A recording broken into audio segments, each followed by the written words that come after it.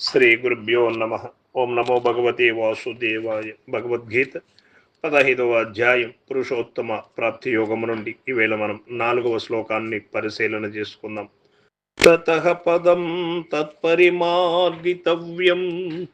యస్మన్ గతాన నివర్తంతి భూయః తమేవ చాద్యం పురుషం ప్రపద్యే యతః ప్రవృత్తి ప్రసృతా పురాణి.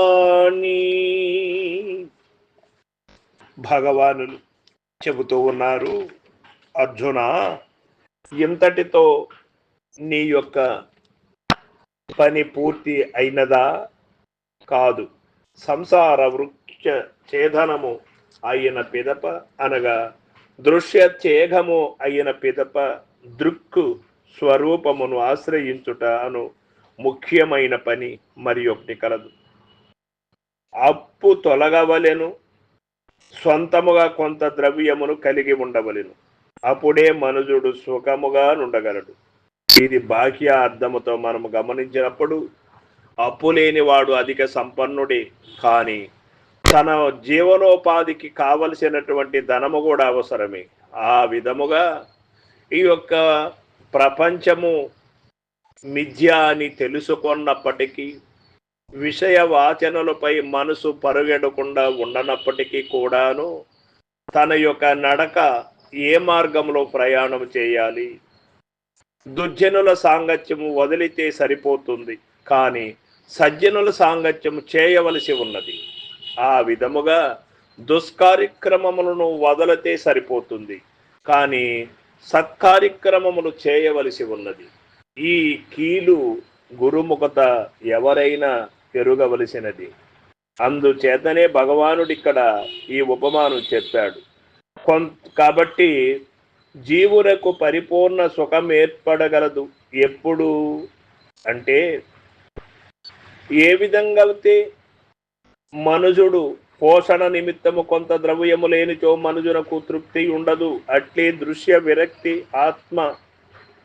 ఆత్మపద ప్రాప్తి రెండును ఉన్నచో జీవులకు పరిపూర్ణ సుఖం ఏర్పడగలదు. కనుకనే భగవానుడు సంసార వృక్ష ఛేదనమును గూర్చి తెలిపి తతః అటు పిమ్మట పరిమార్గితవ్యం, అనగా పరమాత్మ పద అన్వేషణము గావింపవలెను అని బోధించుటకు కారణమైనది.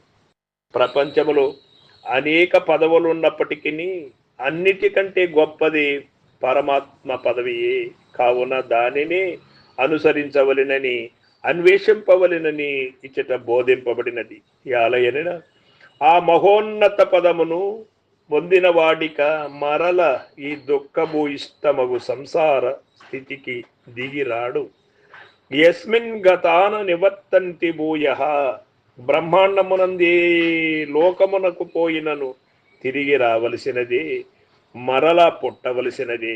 కానీ భగవంతుని పొందిన వారు, ఆత్మ పదవి నధిష్ఠించిన వారు మరల జన్మింపరు. అది శాశ్వత పదం, పూర్ణ దుఃఖరాహిత్యం దాని వలననే కలుగును. కనుకనే అన్ని పదవులలోనూ అది సర్వోత్కృష్టమైనది. కాబట్టి విజ్ఞులెల్లరూ దానిని అనుసరించి తరించుదురుగాక. అయితే ఆ పరమ పురుషుని శరణు పొందుతున్నాను, తమేవ పురుషం ప్రపద్యే అను భక్తి భావముతో, నిరహం భావనతో ఆ ఆత్మపదమును అన్వేషింపవలసి ఉన్నది.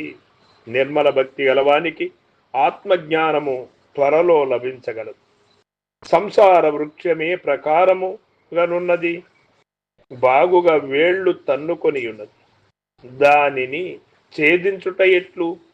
అసంగము, అనగా ప్రాపంచిక పదార్థములందు ఆసక్తి అభిమానము లేకుండుట అను బలమైన ఖడ్గముచే అది ఛేదించి వేయబడగలదు.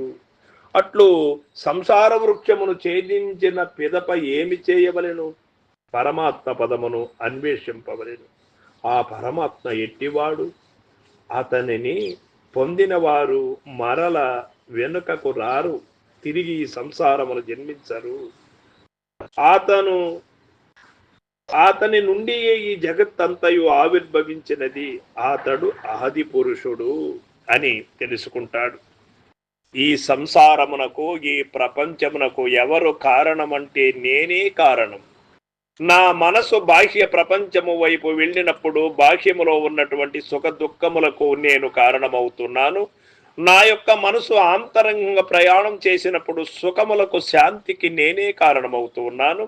ఈ యొక్క రెండింటిని మీరినటువంటి స్థితి నాకు కలిగినప్పుడు ఈ యొక్క జనన మరణ భ్రాంతిని పూర్తిగా విడవడడానికి కూడా నేనే కారణమవుతూ ఉన్నాను అని ఎరిగినటువంటి వాడే నిజమెరిగిన వాడు. సర్వం సద్గురు పాదార్పణమస్తు. జై గురుదేవ.